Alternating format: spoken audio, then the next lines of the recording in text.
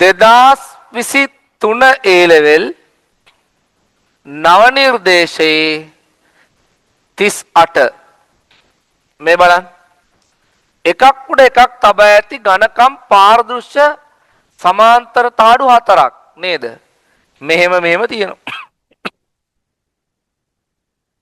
හරිද දැන් මේක පළමු මාධ්‍ය මේක දෙවන මාධ්‍ය මේක තෙවන මාධ්‍ය මේක හතරවන මාධ්‍ය මේ පළමු මාධ්‍යයට තීටා කෝණයකින් ආලෝක කිරණයක් පතන වෙනවා මේ මාධ්‍යයේ වර්තනාංකයෙන් 1 ඔයාට මොකද්ද කියන්නේ පළමු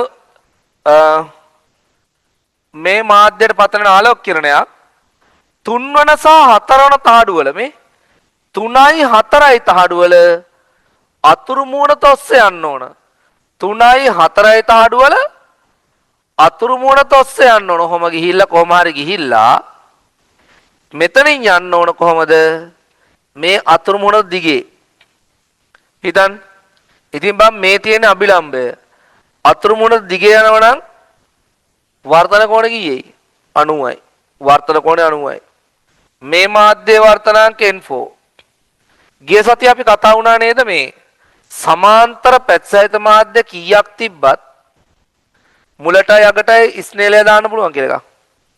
එහෙම කතා වුණාද පුතේ? එහෙනම් ඉතින් මේ මාධ්‍ය වර්තනාංක වරක් n1 වරක් sin θ. හරි සමාන වෙන්න ඕන n4 වරක් sin 90. n4 වරක් sin 90ට. ඔව්.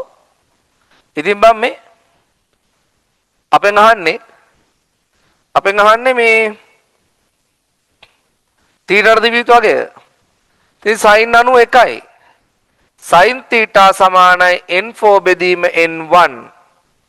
θ සමානයි sin inverse n4 බෙදීම n1. තේරුම් ගත්තද පුතේ? තේරුණාද ඒක? ආයි ගේමක් නැහැ හොඳේ. එකෙන්ම